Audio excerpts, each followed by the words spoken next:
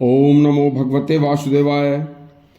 जब सभी संतों ने परम तपस्वी व्यास जी के श्रीमुख से मरने के बाद पृथ्वी लोक से यमलोक तक की लंबी दुख भरी कष्ट भरी यात्रा का वर्णन जाना और फिर यमलोक के दक्षिण द्वार में प्रवेश कर चित्रगुप्त द्वारा धर्म युक्त वचनों को सुनकर अनेक प्रकार के नरकों का विवरण जाना, तब सभी संत बोले, हे भगवान, नरक का विवरण सुनकर हृदय विदीर्ण हो रहा है।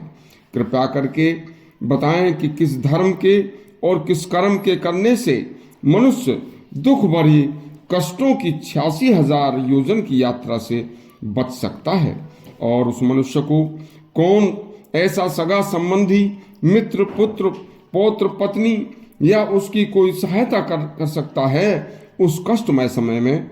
तो तब व्यास जी बोले, हे मुनीश्वरों, मनुष्य पृथ्वी लोक में धर्मपरायण, अहिंसा का पालन करने वाले, माता पिता गुरुजनों की सेवा करने वाले, अतिथियों का सत्कार करने वाले, देवता साधु संतों में अपने पितरों की पूजा व यज्ञ आदि करने वाले, अपने न्याय पूर्वक कमाए हुए धन में से जरूरतमंदों को बिना लालच मदद करने वाले तथा संतोषी, सदा सत्य प्रिय वचन बोलने वाले, अन्न गुड़ दूध दही घी का दान करने वाले, लंबे आम जन मानस के चलने वाले रास्तों पर कुआ बावड़ी पानी की व्यवस्था करने वाले, ब्राह्मण व गुरुकुलों में दूध देने वाली गायों का दान करने वाले, दूसरों के सुख के लिए आम रास्तों पर खाली पड़ी बेकार भूमि पर फलदार व छायादार वृक्ष लगवाने वाले, गरीबों को वस्त्र, संतों को खड़ाऊं दान करने वाले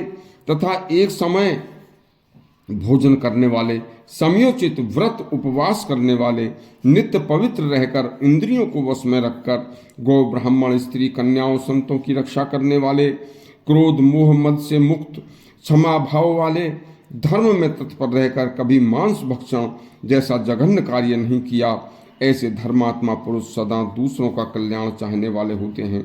उनकी मृत्यु बड़ी सुखमय होती है और उन्हें लेने के लिए स्वर्ग से दिव्य विमान आता है। वे महात्मा कभी नरक का दर्शन भी नहीं करते, स्वयं धर्मराज उनका स्वर्ग में स्वागत करते हैं। ऐसे लोगों का यमलोक के रास्ते से कोई मतलब नहीं होता।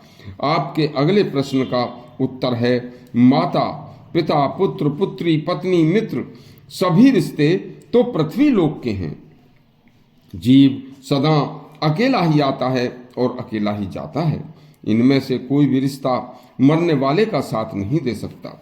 ये सभी रिश्ते वाले तो 2 घड़ी रोकर मृतक को त्याग देते हैं, लेकिन धर्म उसे नहीं त्यागता। इसलिए धर्म ही सच्चा सहायक है।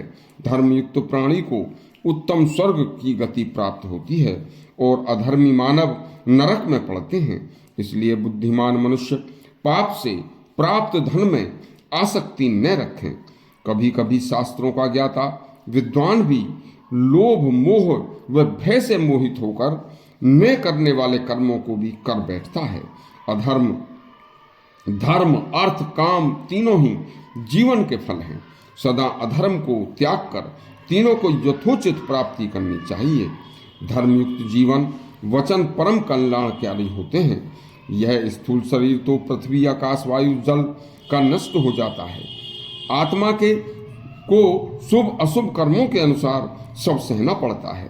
अतः हे मुनीश्वरों, मैंने आपको यह अति गूढ़ ज्ञान का प्रसंग सुनाया, जो कलयुग में जन्म लेकर मनुष्य से सुनेगा, सुनकर इस पर अमल करेगा, उसका कल्याण होगा। कल किसको किस योनि, कैसी योनि मिलती है और किस योनि में जन्म होता है, क्योंकि मरण के बाद जन्म तो निश्चित है, वह सुनाएंगे। इसलिए हमारा चैनल सब्सक्राइब करें और घंटी दबाएं। धन्यवाद।